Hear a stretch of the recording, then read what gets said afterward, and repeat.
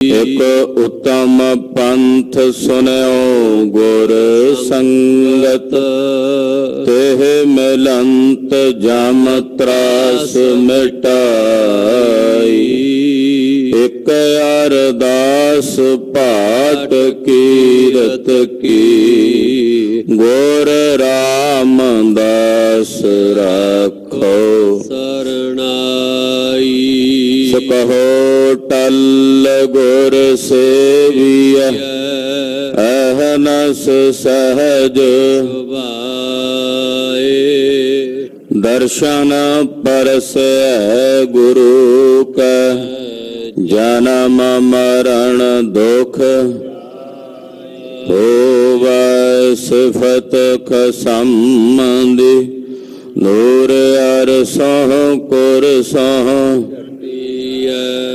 तुद डिठे सच्चे पातशाह, बाल जन्म जन्म दी सज्जन सच्चा पातशाह। सिर साहाद जिस पास बैठया, सोहिया सबना दा वेसाहो। सतनाम श्री वाहिगुरु साहिब जी। टोडी महला पंजवा। रसना गुण गोपाल निध गायना,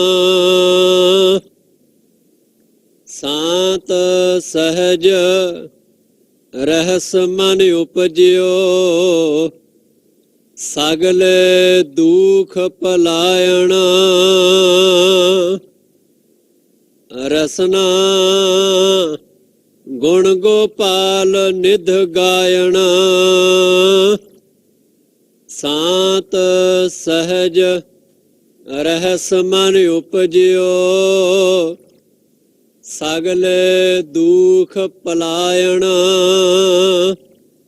रहाओ जो मांगह सोई सोई पावह। सेव हर के चरण रसायना, जन्म मरण दोहू ते छूटा। भव जल जगत तरायणा, खोजत खोजत तत विचार्यो। दास गोविंद परायणा, अविनाशी खेम चाह जे नानक।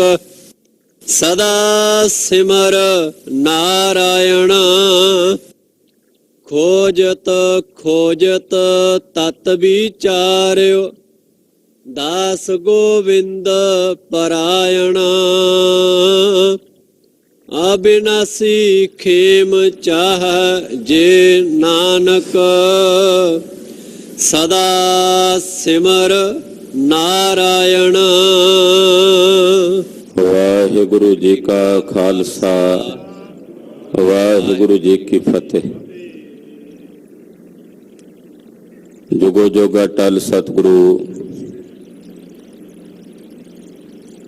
बाणी के बोहित सतगुरु।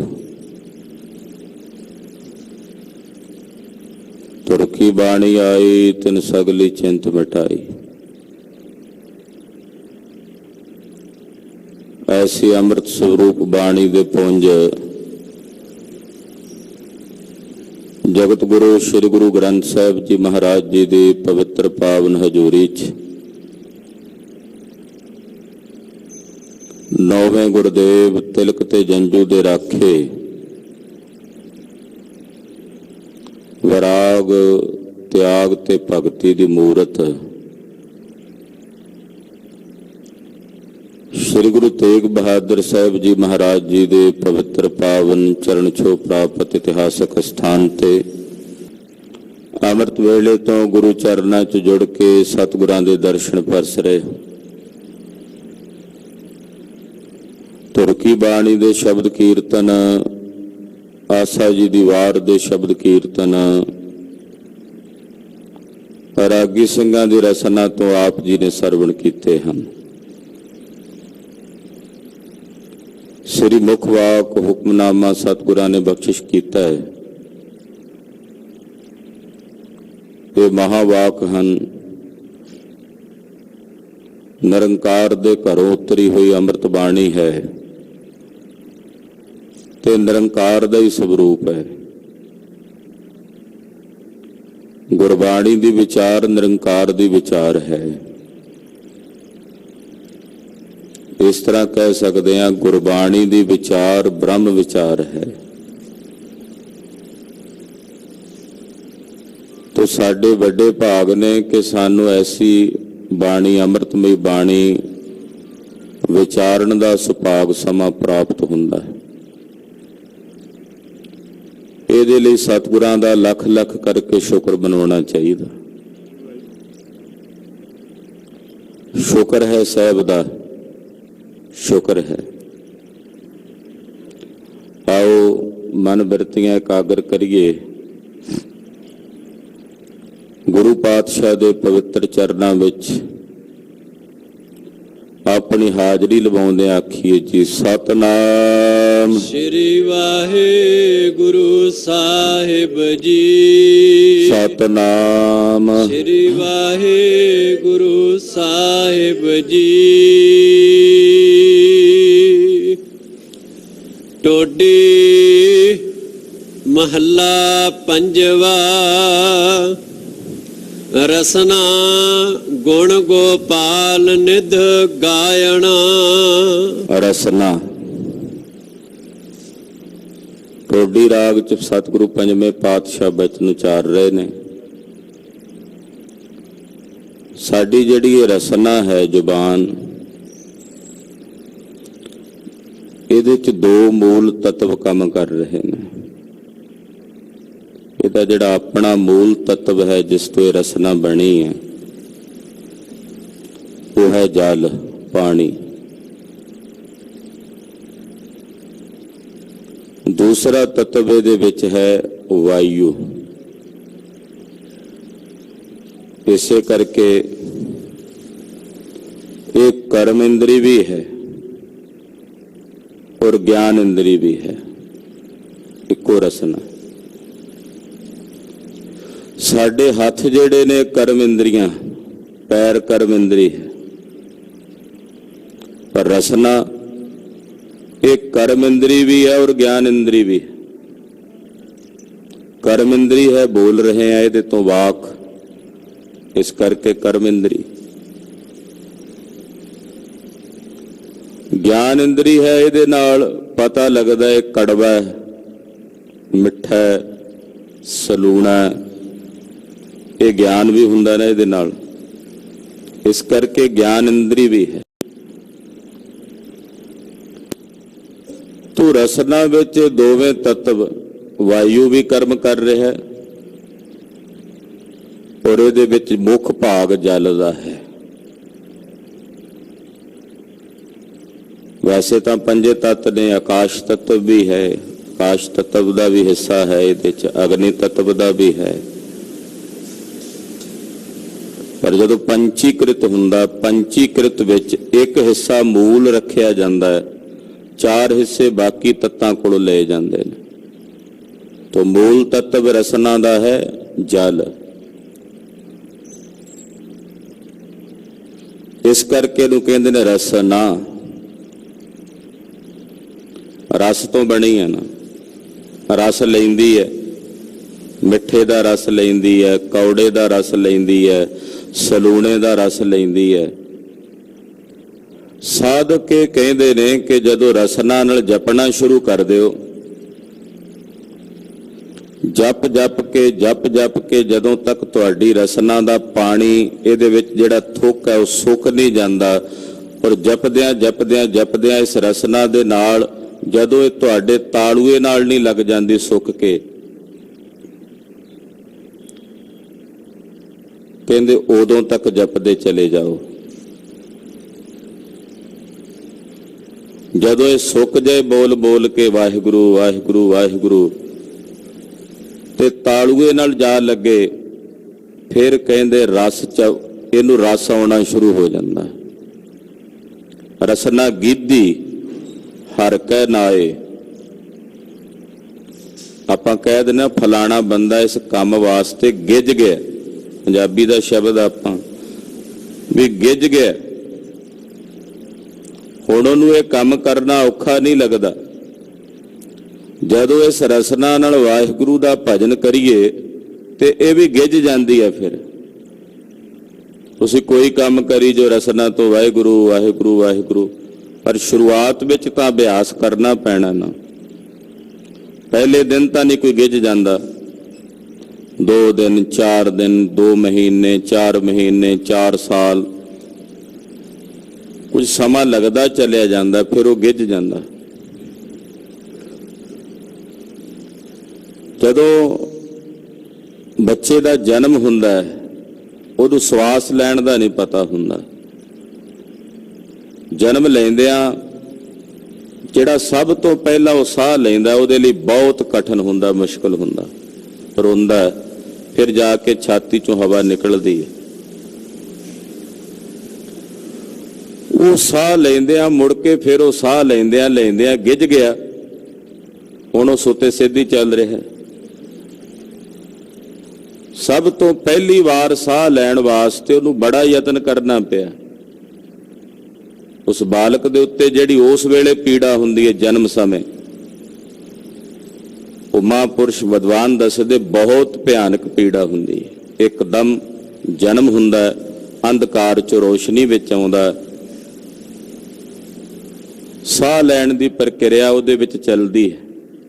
ਪਹਿਲਾਂ ਮਾਂ ਦੇ ਸਵਾਸਾਂ ਦੇ ਨਾਲ ਜੀਵਤ ਸੀ, ਹੁਣ ਆਪ ਲੈਣੇ ਪੈ ਰਹੇ ਨੇ। ਸਭ ਤੋਂ ਪਹਿਲਾ ਸਵਾਸ ਜਿਹੜਾ ਲਿਆ ਉਹ ਬੜਾ ਮੁਸ਼ਕਲ ਸੀ, ਮੁੜ ਕੇ ਗਿੱਝ ਗਿਆ। ਸਾਰੇ ਸਵਾਸ ਲੈ ਰਹੇ, ਸੁੱਤੇ ਸਿੱਧੀ ਚੱਲ ਰਹੇ ਨੇ। ਇਸੇ ਤਰ੍ਹਾਂ ਨਾਮ ਜਪਣ ਵੇਲੇ ਸਭ ਤੋਂ ਪਹਿਲਾਂ ਕਠਿਨਾਈ ਇਹੀ ਆਉਂਦੀ ਹੈ ਕਿ ਜਪਣ ਲੱਗੀਏ ਫਿਰ ਭੁੱਲ ਜਾਂਦਾ। ਵਾਹਿਗੁਰੂ ਵਾਹਿਗੁਰੂ ਕਹਿੰਦੇ ਆ ਫਿਰ ਬਿਸਮ੍ਰਿਤੀ ਹੋ ਜਾਂਦੀ ਹੈ। ਪਰ ਜਿਵੇਂ ਜਿਵੇਂ ਰਸਨਾ ਦੇ ਨਾਲ ਜਪਦੇ ਚਲੇ ਜਾਵਾਂਗੇ, ਜਪਦੇ ਚਲੇ ਜਾਵਾਂਗੇ, ਅੱਜ ਹੋਰ ਕੱਲ ਹੋਰ, ਫਿਰ ਇਹ ਰਸਨਾ ਗਿੱਝ ਜਾਏਗੀ। ਫਿਰ ਸੁੱਤੇ ਸਿੱਧ ਰਸਨਾ ਤੋਂ ਵਾਹਿਗੁਰੂ ਵਾਹਿਗੁਰੂ ਦਾ ਭਜਨ ਹੁੰਦਾ, ਸੁੱਤੇ ਸਿੱਧ। ਇਹ ਰਸਨਾ ਮਿਲੀ ਪਰਮੇਸ਼ਰ ਦੇ ਭਜਨ ਵਾਸਤੇ। ਇਹ ਰਸਨਾ ਤੂੰ ਅਨ ਰਸ ਰਾਚ ਰਹੀ, ਤੇਰੀ ਪਿਆਸ ਨਾ ਜਾਏ। ਜਿਹੜੇ ਸੰਸਾਰ ਦੇ ਅੰਨ ਰਸਾਂ ਦੇ ਵਿੱਚ ਤੂੰ ਰਚੀ ਹੋਈ ਹੈ, ਇਹਨਾਂ ਨੂੰ ਖਾ ਕੇ ਪੀ ਕੇ ਤੇਰੀ ਪਿਆਸ ਨਹੀਂ ਜਾਣੀ, ਜਦੋਂ ਤੱਕ ਤੈਨੂੰ ਹਰੀ ਰਸ ਨਹੀਂ ਆਉਂਦਾ। ਤੂੰ ਰਸਨਾ ਦੁਆਰਾ ਜਪਣਾ, ਸ਼ਰਵਣਾ ਦੁਆਰਾ ਸੁਣਨਾ, ਇਹ ਸਾਧਨਾ ਦਾ ਪ੍ਰਕਾਰ ਹੈ। ਮਹਾਰਾਜ ਜੀ ਕਹਿੰਦੇ ਭਾਈ ਰਸਨਾ ਦੇ ਨਾਲ ਉਸ ਗੋਪਾਲ ਪਾਰ ਬ੍ਰਹਮ ਪਰਮੇਸ਼ਰ ਦੇ, ਜਿਹੜਾ ਸੰਸਾਰ ਦੇ ਸਮਸਤ ਜੀਵਾਂ ਨੂੰ ਪਾਲਣ ਵਾਲਾ ਪਾਲਣਹਾਰ ਹੈ, ਔਰ ਸਾਰੀਆਂ ਨਿਧੀਆਂ ਦਾ ਖਜ਼ਾਨਾ, ਉਹਦੇ ਕੋਲ ਸਰਬ ਨਿਧੀਆਂ ਨੇ। ਨਿਧੀ ਨਾਮ ਹੈ ਖਜ਼ਾਨੇ ਦਾ, ਨਿਧ ਖਜ਼ਾਨੇ, 9 ਤਰ੍ਹਾਂ ਦੇ ਖਜ਼ਾਨੇ ਮੰਨੇ ਜਾਂਦੇ ਆ, ਪਰ ਪ੍ਰਮਾਤਮਾ ਅਣਗਿਣਤ ਖਜ਼ਾਨਿਆਂ ਦਾ ਮਾਲਕ ਹੈ, ਜਿਹਦੇ ਖਜ਼ਾਨਿਆਂ ਦਾ ਅੰਤ ਕੋਈ ਨਹੀਂ। ਪਟਨਾ ਸਾਹਿਬ ਦੀ ਪਵਿੱਤਰ ਪਾਵਨ ਧਰਤੀ ਤੇ ਕਲਗੀਧਰ ਪਾਤਸ਼ਾਹ ਮਹਾਰਾਜ ਗੰਗਾ ਦੇ ਕਿਨਾਰੇ ਖੇਡ ਰਹੇ ਨੇ। ਇੱਕ ਕੰਗਣ ਗੰਗਾ ਦੇ ਜਲ ਵਿੱਚ ਸੁੱਟ ਦਿੱਤਾ।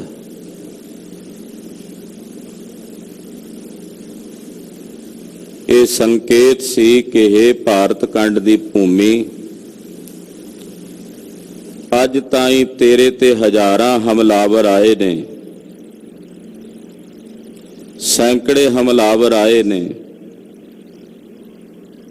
ਕਦੇ ਪਠਾਨ ਆਏ ਨੇ, ਕਦੇ ਮੁਗਲ ਆਏ ਨੇ, ਕਦੇ ਅਫਗਾਨੀ ਆਏ ਨੇ,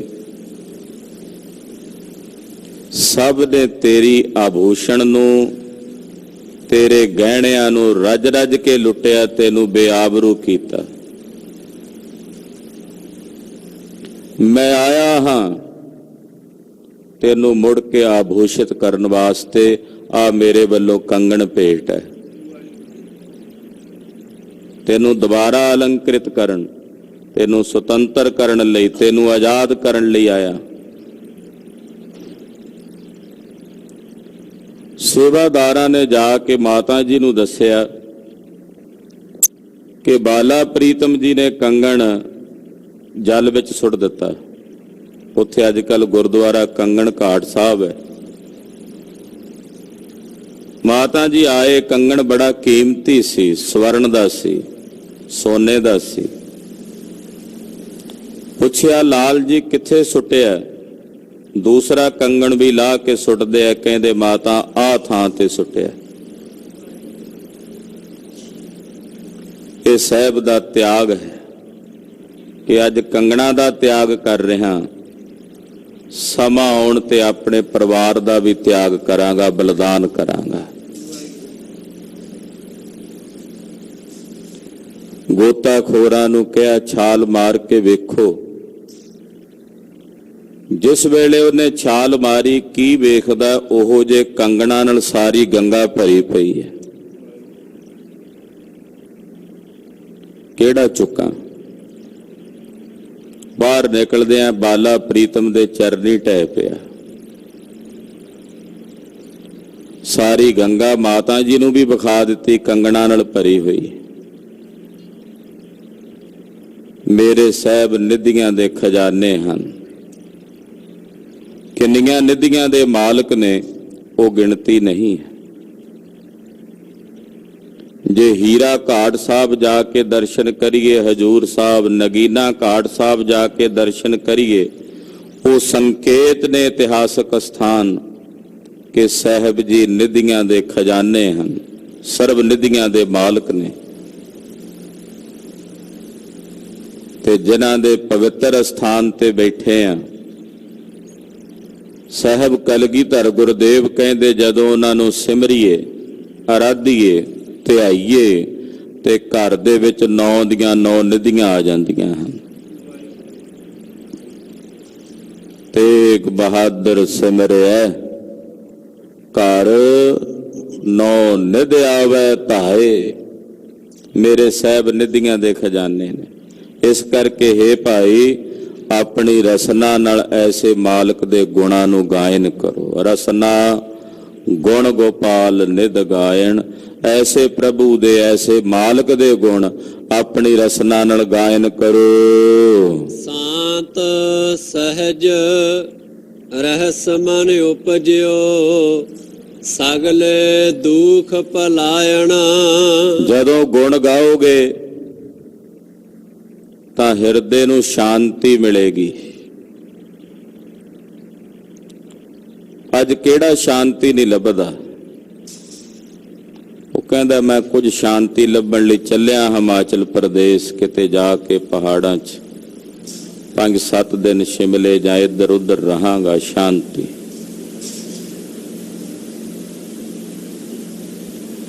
ਪਰ ਉੱਥੇ ਜਾ ਕੇ ਵੀ ਤਾਂ ਮਨ ਵਿਚਲਿਤ ਹੀ ਹੁੰਦਾ ਹੈ। ਸ਼ਾਂਤੀ ਹਰ ਇੱਕ ਇਨਸਾਨ ਚਾਹੁੰਦਾ, ਪਰ ਸਾਹਿਬ ਕਹਿੰਦੇ ਸ਼ਾਂਤੀ ਉਦੋਂ ਉਪਜਦੀ ਹੈ ਹਿਰਦੇ 'ਚ ਜਦੋਂ ਉਹਦਾ ਭਜਨ ਕਰੀਏ।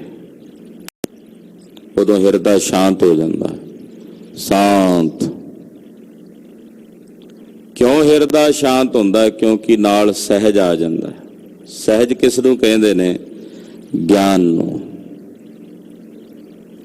ਨਾਲ ਆਤਮਿਕ ਗਿਆਨ ਦੀ ਸੋਝੀ ਹੋ ਜਾਂਦੀ। ਇਸ ਕਰਕੇ ਹਿਰਦਾ ਸ਼ਾਂਤ ਹੋ ਜਾਂਦਾ। ਸ਼ਾਂਤ, ਸਹਿਜ, ਰਹਿਸ। ਰਹੱਸ ਦਾ ਮਤਲਬ ਹੁੰਦਾ ਆਨੰਦ, ਖੇੜਾ। ਰਹੱਸ ਨੂੰ ਵੀ ਕਹਿ ਦਿੰਦੇ, ਗੁੱਝੇ ਭੇਦ ਨੂੰ ਵੀ ਕਹਿੰਦੇ ਆ। ਜਦੋਂ ਰਹੱਸ ਪਾਠ ਕਰੀਏ, ਸ਼ਾਂਤ, ਸਹਿਜ, ਰਹਿਸ, ਉੱਥੇ ਅਰਥ ਹੋਵੇਗਾ ਆਨੰਦ, ਖੇੜਾ। ਨਾਨਕ ਭਗਤਾ ਸਦਾ ਵਿਗਾਸ। ਕਹਿੰਦੇ ਉਹ ਰਹੱਸ, ਉਹ ਆਨੰਦ ਹਿਰਦੇ ਚ ਉਪਜ ਆਇਆ। ਸਗਲੇ ਦੁੱਖ ਪਲਾਇਣ, ਮੇਰੇ ਜਿੰਨੇ ਵੀ ਦੁੱਖ ਸੀ ਉਹ ਪਲਾਇਣ ਹੋ ਗਏ ਨੇ, ਭੱਜ ਗਏ ਨੇ। ਸਰਬ ਦੁੱਖਾਂ ਦੀ ਨਿਵਰਤੀ ਹੋ ਗਈ ਹੈ। ਸਗਲੇ ਦੁੱਖ ਪਲਾਇਣ, ਸਗਲੇ ਦੁੱਖ ਪਲਾਇਣ, ਸਗਲੇ ਦੁੱਖ ਪਲਾਇਣ, ਸਗਲੇ ਦੁੱਖ ਪਲਾਇਣ, ਸਗਲੇ ਦੁੱਖ ਪਲਾਇਣ, ਸਗਲੇ ਦੁੱਖ ਪਲਾਇਣ, ਸਗਲੇ ਦੁੱਖ ਪਲਾਇਣ, ਸਗਲੇ ਦੁੱਖ ਪਲਾਇਣ। ਸਾਰੇ ਦੁੱਖ ਪਲਾਇਣ ਹੋ ਗਏ, ਭੱਜ ਗਏ, ਚਲੇ ਗਏ। ਰਹਾਓ ਜੋ ਮੰਗਹਿ ਸੋਈ ਸੋਈ ਪਾਵਹਿ, ਸੇਵ ਹਰਿ ਕੇ ਚਰਨ ਰਸਾਇਣ। ਕਹਿੰਦੇ ਜੋ ਮੰਗੀਏ, ਆਪਣੇ ਮਾਲਕ ਦੇ ਦਰ ਤੋਂ ਜੋ ਮੰਗੀਏ ਸੋਈ ਸੋਈ ਪ੍ਰਾਪਤ ਹੁੰਦਾ। ਕਿੱਥੋਂ? ਕਹਿੰਦੇ ਸੇਵ ਹਰਿ ਕੇ ਚਰਨ ਰਸਾਇਣ, ਹਰੀ ਦੇ ਚਰਨਾਂ ਨੂੰ ਸੇਵ, ਜਿਹੜੇ ਸਾਰੇ ਰਸਾਂ ਦਾ ਘਰ ਨੇ। ਜਦੋਂ ਉਹਨਾਂ ਚਰਨਾਂ ਨੂੰ ਸੇਵੇਗਾ ਫਿਰ ਉਹਨਾਂ ਚਰਨਾਂ ਵਿੱਚੋਂ ਜੋ ਮੰਗੇਗਾ ਮਿਲੇਗਾ। ਆਪਣੇ ਮਾਲਕ ਦੇ ਰਸਾਂ ਦੇ ਨਾਲ ਭਰੇ ਹੋਏ ਚਰਨਾਂ ਨੂੰ ਜਿਵੇਂ ਸੇਵੇਗਾ, ਜੋ ਮੰਗੇਗਾ ਪ੍ਰਾਪਤ ਹੋਵੇਗਾ। ਹਾਂਜੀ। ਜਨਮ ਮਰਨ ਦੋਹੂ ਤੇ ਛੂਟਾ, ਭਵ ਜਲ ਜਗਤ ਤਰਾਇਣ। ਕਹਿੰਦੇ ਜਨਮ ਤੇ ਮਰਨ ਦੋਹਾਂ ਤੋਂ ਮੁਕਤ ਹੋ ਜਾਵੇਗਾ, ਛੁੱਟ ਜਾਵੇਗਾ। ਇੱਥੇ ਹੀ ਬਸ ਨਹੀਂ, ਭਵ ਜਲ ਜਗਤ ਤਰਾਇਣ। ਇਸ ਭਵ ਜਲ ਤੋਂ, ਇਸ ਜਗਤ ਤੋਂ ਸਾਹਿਬ ਦੇ ਚਰਨਾਂ ਨੇ ਤੈਨੂੰ ਤਰਾਇਣ ਤਾਰ ਦੇਣਾ ਹੈ, ਇਸ ਭਵ ਸਾਗਰ ਤੋਂ ਤਾਰ ਦੇਣਾ ਹੈ। ਹਾਂਜੀ। ਖੋਜਤ ਖੋਜਤ ਤਤ ਵਿਚਾਰਿਓ, ਦਾਸ ਗੋਵਿੰਦ ਪਰਾਇਣ। ਖੋਜਦਿਆਂ ਖੋਜਦਿਆਂ ਖੋਜਦਿਆਂ ਮੈਂ ਤਤ ਦੀ ਵਿਚਾਰ ਕੀਤੀ। ਤਤ ਕੀ ਹੈ ਇਹ ਵਿਚਾਰਿਆ। ਖੋਜ ਕਰਨ ਵਾਲੇ ਉਪਜਦੇ ਨੇ, ਬਾਦੀ ਬਿਨਸ ਕੇ ਰਹਿ ਜਾਂਦੇ ਆ। ਜਿਨ੍ਹਾਂ ਨੇ ਕਹਿਣਾ ਇਹ ਕਿਵੇਂ ਹੋ ਗਿਆ, ਖੋਜ ਨਹੀਂ ਕਰਨੀ, ਤੇ ਖੋਜਣ ਤੋਂ ਬਿਨਾਂ ਹੀ ਝਗੜੇ ਨੇ। ਜਿਨ੍ਹਾਂ ਨੇ ਕਦੇ ਕਿਸੇ ਧਰਮ ਗ੍ਰੰਥ ਨੂੰ ਵੇਖਿਆ ਤੱਕ ਵੀ ਨਹੀਂ, ਕਿਸੇ ਧਰਮ ਪੁਸਤਕ ਨੂੰ ਵੇਖਿਆ ਤੱਕ ਵੀ ਨਹੀਂ, ਉਹ ਲੋਕ ਉਹਨਾਂ ਹੀ ਧਰਮ ਪੁਸਤਕਾਂ ਦੇ ਉੱਤੇ ਖੰਡਨ ਕਰਦੇ। ਉੱਥੇ ਇਹ ਗਲਤ ਲਿਖਿਆ ਜੀ, ਉੱਥੇ ਇਹ ਗਲਤ ਲਿਖਿਆ। ਪੁੱਛੋ ਵੇਖਿਆ ਤੁਸੀਂ? ਕਹਿੰਦੇ ਨਹੀਂ, ਫਲਾਣੇ ਨੇ ਕਿਹਾ ਸੀ। ਕਿਸੇ ਦੀ ਮਾਰੀ ਮੱਖੀ ਉੱਤੇ ਅੱਗੇ ਮੱਖੀ ਮਾਰੀ ਜਾਣੀ। ਅੱਜ ਕੱਲ ਇਹੀ ਕੁਝ ਹੋ ਰਿਹਾ। ਖੋਜਣ ਤੋਂ ਬਿਨਾਂ ਹੀ ਇਹ ਵਾਦ ਨੇ ਨਾ, ਝਗੜੇ ਨੇ। ਜਦੋਂ ਖੋਜ ਹੀ ਨਹੀਂ ਕਰਨੀ, ਵੇਖਣਾ ਹੀ ਨਹੀਂ, ਪੜ੍ਹ ਕੇ ਵਿਚਾਰਨਾ ਹੀ ਨਹੀਂ, ਕਿਸੇ ਸਿਆਣੇ ਵਿਦਵਾਨ ਪਾਸ ਬੈਠ ਕੇ ਪੜ੍ਹਨਾ ਹੀ ਨਹੀਂ, ਤਾਂ ਫਿਰ ਕਿਵੇਂ ਪਤਾ ਲੱਗੇ ਕੀ ਹੈ। ਕਹਿੰਦੇ ਖੋਜਦਿਆਂ ਖੋਜਦਿਆਂ ਮੈਂ ਤਤ ਵਿਚਾਰਿਆ। ਤਤ ਕਿ ਤਤ ਕੀ ਹੈ, ਮੈਂ ਉਸ ਤਤ ਤੇ ਪਹੁੰਚਿਆ। ਦਾਸ ਗੋਬਿੰਦ ਪਰਾਇਣ, ਮੈਂ ਗੋਬਿੰਦ ਅਕਾਲ ਪੁਰਖ ਵਾਹਿਗੁਰੂ ਪਾਰ ਬ੍ਰਹਮ ਪਰਮੇਸ਼ਰ ਦੇ ਚਰਨਾਂ ਦੇ ਪਰਾਇਣ ਹੋ ਗਿਆ, ਅਧੀਨ ਹੋ ਗਿਆ। ਐਸੀ ਕਿਰਪਾ ਮੇਰੇ ਮਾਲਕ ਨੇ, ਮੇਰੇ ਪ੍ਰਭੂ ਨੇ ਮੇਰੇ ਤੇ ਕਰ ਦਿੱਤੀ ਹੈ। ਅਬਿਨਾਸੀ ਖੇਮ ਚਾਹ ਜੇ ਨਾਨਕ, ਸਦਾ ਸਿਮਰ ਨਾਰਾਇਣ। ਜੇ ਤੂੰ ਐਸੀ ਮੁਕਤੀ ਚਾਹੁੰਦਾ ਜਿਹੜੀ ਮੁਕਤੀ ਕਦੇ ਬਿਨਸਦੀ ਨਹੀਂ ਹੈ, ਉਹਨੂੰ ਕਹਿੰਦੇ ਅਬਨਾਸੀ। ਕੁਝ ਮੁਕਤੀਆਂ ਐਸੀਆਂ ਹੋਣਗੀਆਂ ਜਿਹੜੀਆਂ ਕੁਝ ਸਮੇਂ ਲਈ ਹੁੰਦੀਆਂ ਨੇ, ਮੁੜ ਕੇ ਸਮਾਪਤ ਹੋ ਜਾਂਦੀਆਂ। ਪਾਤਸ਼ਾਹ ਕਹਿੰਦੇ ਜੇ ਤੈਨੂੰ ਚਾਹੀਦੀ ਹੈ ਅਬਨਾਸੀ ਖੇਮ, ਤਾਂ ਫਿਰ ਉਸ ਸਦਾ ਵਾਸਤੇ ਨਾਰਾਇਣ ਦਾ ਸਿਮਰਨ ਕਰ, ਨਾਰਾਇਣ ਨੂੰ ਆਰਾਧ।